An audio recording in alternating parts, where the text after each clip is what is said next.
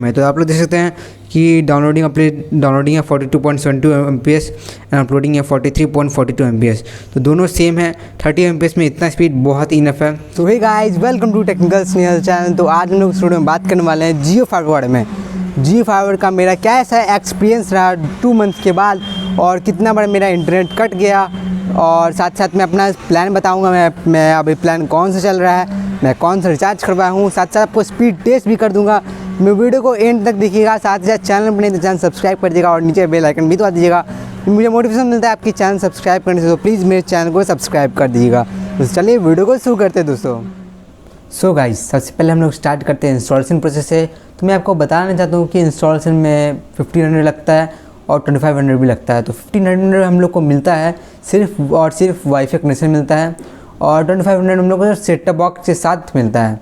तो मैं रिकमेंड करूँगा कि आपको, अगर आपके पास एंड्रॉयड टीवी है, तो अगर आपके पास एंड्रॉयड टीवी है तो आप लोग सिर्फ वाईफाई कनेक्शन ले लें। अगर आपके पास एंड्रॉयड टीवी नहीं है, जैसे मान लीजिए आपका एलसीडी टीवी है, अगर मान लीजिए उसमें एंड्रॉयड नहीं है, तो आप लोग ये सेटअप बॉक्स ले सकते हैं। तो सेटअप बॉक्स में आपको 2500 लग जाएगा, और साथ साथ अगर आपका सेटअप बॉक्स नहीं लेते तो 1500 लगेगा। तो 1500 में मेरा वाईफाई कनेक्शन लग गया था। और मैं वाईफाई कनेक्शन लगा था 1 नवंबर को लगा था। आज मेरा 2 मंथ्स हो चुका है वाईफाई यूज़ करते हुए जियो फाइबर। तो मैं सोचा कि आज आपका वीडियो बना देता हूँ, जियो फाइबर का रिव्यू, फुल डिटेल रिव्यू बना देता हूँ। तो सबसे पहले स्टार्टिंग कर लेते हैं हम लोग इसके प्लान से। इसका जो प्लान है 399 वाला, मुझे बेस्ट प्लान 399 लगा। ऐसे 699 वाला और ही बेटर है, उसमें 100 MB का स्पीड मिलता है।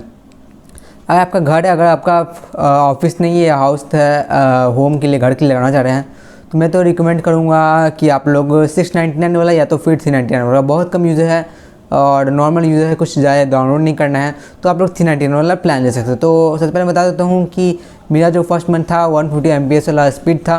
तो मुझे 150 MPS में फुल्ली 150 MPS का स्पीड मिलता था। तो मैं इसके वीडियो बना चुका हूँ, तो आप इंस्टॉलेशन में देख सकते हैं। मेरा चैनल पर वीडियो बना हुआ है, और अभी तक चैनल सब्सक्राइब नहीं करो तो चैनल सब्सक्राइब जरूर कर दीजिएगा।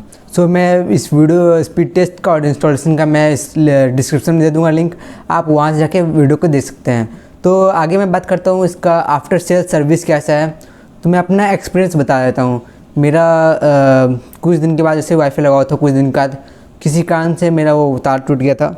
ये घर में जो कुछ कर रहा था, काम चल रहा था, उसके कारण मेरा तार टूट गया था। वो काम में जो दिवाली के टाइम में सफाई होते वक्त तार टूट गया था। तो मैं बता चाहता हूँ कि जैसे ही तार टूटा, मैं जियो फाइबर जो है उसके कस्टमर को मैं कॉल के बोला कि मेरा जियो फाइबर का कनेक्शन नहीं चल रहा है, नेट नहीं चल रहा है, तो प्लीज़ आप कोई इंजीनियर को भेज दीजिए जल्दी से सही करने के लिए। तो वो बोली कि ठीक है, आपका आज ही विज़िट हो जाएगा, आप 1 घंटा वेट कर लीजिए, आपका इंजीनियर जो भी है वो आ जाएगा और आपका विज़िट करके ठीक कर देगा, प्रॉब्लम सॉल्व कर देगा। और ठीक मेरा 40 मिनट के बाद वो इंजीनियर आके मेरा प्रॉब्लम ठीक करे। तो मैं बता देता हूँ आपको कि आफ्टर सेल सर्विस भी बहुत अच्छा है। मेरे ख्याल से तो एक्सपीरियंस, पटना के हिसाब से एक्सपीरियंस में तो बहुत ही अच्छा लगा मुझे। तो आपकी रीजन वाइज डिपेंड भी कर सकता है। तो ऐसे मेरा तो अच्छा लगा। मैं मतलब जियो फाइबर का एक्सपीरियंस आफ्टर सेल्स भी बहुत अच्छा है, और ऐसे स्पीड तो आपको बहुत ही अच्छा मिल जाता है। तो प्लान वाइज मेरा 399 चल रहा है, और मुझे अभी स्पीड मिल रहा है 28 to 30 MBPS तक स्पीड मिल जाता है मुझे 5 GHz बैंड पे भी, और 2.4 GHz बैंड के लिए भी। दोनों बराबर ही स्पीड मिल जाता है, उसमें कोई इशू नहीं है। और साथ ही साथ इसका जो आप पूछें कि मेरे वाईफाई कनेक्शन में कभी इंटरनेट कट हुआ कि नहीं 2 महीने के अंदर, तो मैं आपको बताना चाहता हूँ कि मेरा 2 महीने के अंदर एक भी बार वाईफाई कनेक्शन कट नहीं हुआ है। जी हाँ, आप सही सुन रहे हैं, 2 बार कनेक्शन बारे में, दोनों महीने बारे में मेरा एक भी वाईफाई कनेक्शन नहीं कटा हुआ है। तो ये बहुत ही अच्छा जियो का है सर्विस। तो मुझे जियो फाइबर का सर्विस 2 महीना बहुत अच्छा लगा। तो इसके बाद मैं आपको बताना चाहता हूँ प्राइस वाइज और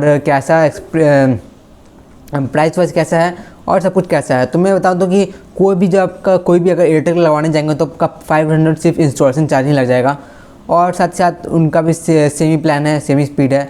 और साथ साथ जियो में एक खासियत आपको बता देता हूँ कि आप इसमें आपको जियो वॉइस कॉलिंग मिलता है, जिसमें आपको कॉल के जियो वॉइस कॉलिंग ऐप में इंस्टॉल करके आप जियो वॉइस कॉलिंग भी कर सकते हैं, साथ साथ अनलिमिटेड आपको कॉलिंग मिलता है। तो ये बहुत ही अच्छा फीचर है जियो की तरफ से, जो मुझे बहुत पसंद है। मैं रियली मैं बता दूं कि मुझे जियो वॉइस कॉलिंग भी बहुत अच्छा लगा।